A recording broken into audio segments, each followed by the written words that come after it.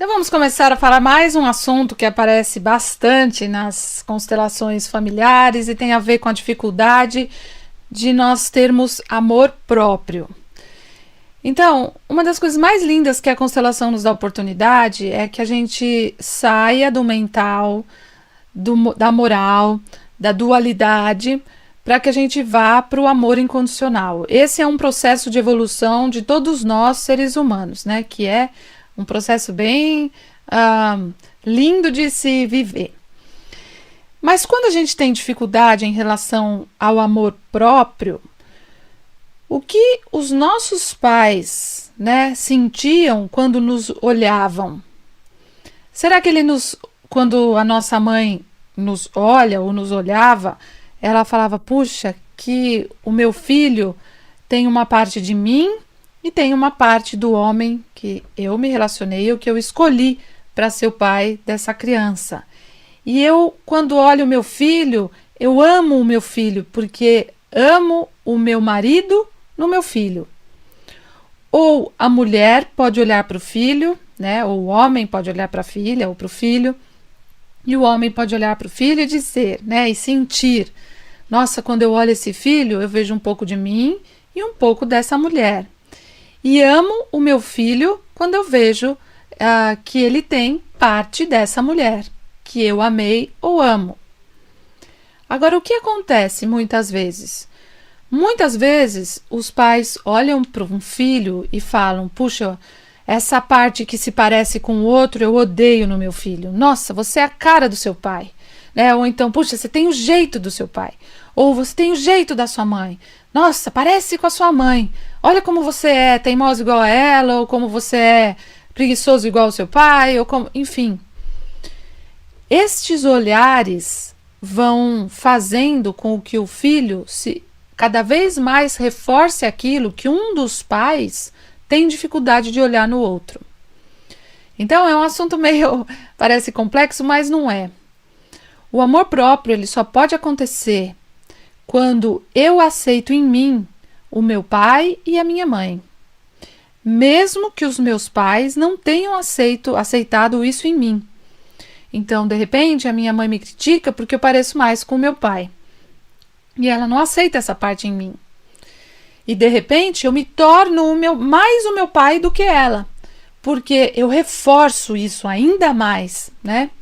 Então, se de repente eu também elogio, né, recebo um elogio da minha mãe dizendo, puxa, que bonito, nisso você se parece com o seu pai, que bom, né, que você pegou esse valor, ou essa característica, ou essa facilidade, ou esse dom, que para mim ainda é muito difícil, mas eu admiro demais isso no seu pai. E vejo que você tem isso, filho, puxa, que bom. Mas geralmente isso não acontece. Primeiro, quando a gente se apaixona por alguém, a gente se apaixona por tudo que nós temos em nós e que nós vemos isso no outro, né? Então é pura projeção, né? Então, de repente, a gente fala, puxa, eu tenho tanta dificuldade de dançar. E eu me apaixonei quando vi aquele homem dançando, né? Fazendo algo que, puxa, é tão difícil para mim. Então, ao invés de eu aproveitar que ele sabe dançar e aprender a dançar, eu só acho bonito porque ele sabe fazer e eu não sei. Então, o grande lance da evolução é, puxa, você sabe isso? Me ensina, mas eu preciso ter vontade de aprender. Quando os casais se relacionam e daí falam, puxa, então me leva para dançar, tô apaixonada, agora vou aprender a dançar. Faz isso por um tempo. Depois, vai olhando tudo o que falta, né? E tudo o que falta na outra pessoa, na verdade, é pura projeção. É o que também falta em nós. Tudo o que a gente se apaixona no outro é também o que a gente se apaixona em nós, porém nós ainda não vimos isso em nós. A gente só vê isso no outro. Quando a gente tem raiva do outro, a gente não viu isso em nós, a gente só viu isso através do outro. Então, quando a gente abre uma constelação e vê que uma pessoa tem muita dificuldade de ter um lugar, falta ali amor próprio. Ela só se relaciona com pessoas que detonam ela, ou que judiam dela, ou que traem ela, e ela não tem a mínima ação em relação a isso, nem reação, porque ela já está acostumada a sofrer isso em casa. E como ela sofre isso em casa? Então, uma pessoa que é traída e não reage, ou não fala, ou não toma uma postura, ou... Eu digo traição porque também não é esse o ponto, mas de repente alguém fez algo pra gente que a gente não tem amor próprio pra falar, opa, isso aí tá errado, eu vou me defender, né? Então, o amor próprio vem de quando os nossos pais, se aceitam, se olham, e quando me olham, né? Então, no meu caso, por exemplo, meus pais podem se olhar, e quando eles se olham e veem em mim um pouco de cada um, né? Eu fico feliz. Tem uma frase que eu faço um exercício num dos meus cursos, né? Que é muito bonito. Eu aprendi essa frase na Alemanha com a Sophie. A Sophie Hellinger fez um trabalho super bonito uma vez, de que alguém olhava para a gente e dizia: quando eu olho para você, eu vejo o seu pai e a sua mãe. E quando uma pessoa diz isso para a gente se sente orgulhoso, porque realmente eu tenho parte do meu pai e tenho parte da minha mãe. E daí eu tenho vontade de sorrir, porque isso me deixa feliz e é uma realidade maravilhosa. E daí eu posso ter amor próprio. Agora, quando uma pessoa, né, olha para você e fala: puxa, eu olho para você e vejo o quanto você é tão preguiçoso quanto seu pai, sabe? O quanto você tem esse olhar de depressão do seu pai, né? Ou então, quanto você é briguenta como a sua mãe, então, como é teimosa como a sua mãe. Quando alguém reforça tudo o que tem mal resolvido, e somos seres humanos, quando alguém reforça o julgamento, eu vivo num perfeccionismo insuportável. Então, pais que julgavam um ao outro o tempo inteiro, os filhos tentam ser melhor do que aquilo, sendo perfeccionistas.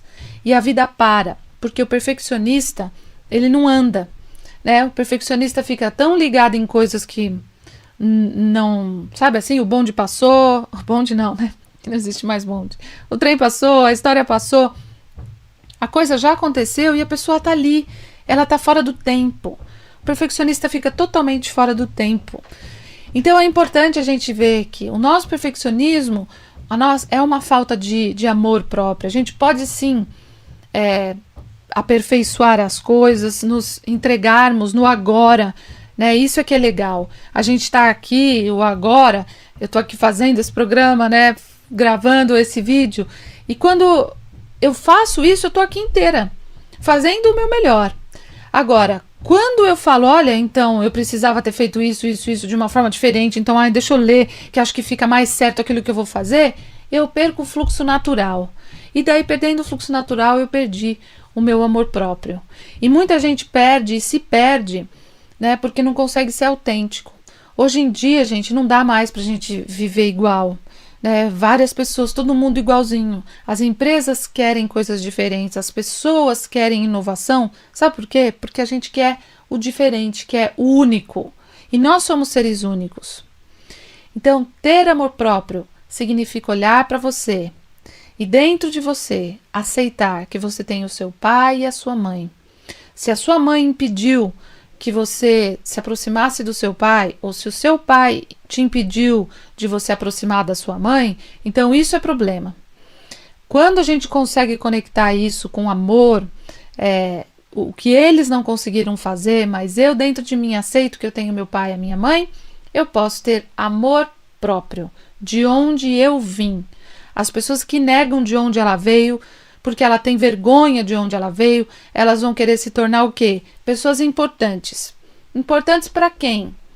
Eu sou uma pessoa de sucesso. Sucesso para quem? Né? Eu sou uma pessoa que quero ser melhor em tudo. Melhor para quem? Então é muito interessante a gente entender e ver que todo esse nosso processo de amor próprio tem a ver só conosco, com a integridade, com a aceitação das nossas raízes. Então, eu sou a Simone Arrojo, tenho os meus pais atrás de mim, que é o Sebastião e a Neuci, né? Tenho os meus avós que vieram da Itália, da Espanha, e eu também me considero italiana e espanhola. E quando a gente vai colocando todo esse histórico, isso vai nos fazendo crescer, sabe? Vim de famílias que tiveram dificuldades, muitas dificuldades em muitas áreas, né? Mas eu olho para isso e vejo o quanto eles conseguiram, porque se eu tô aqui, é porque isso já é um sucesso, né?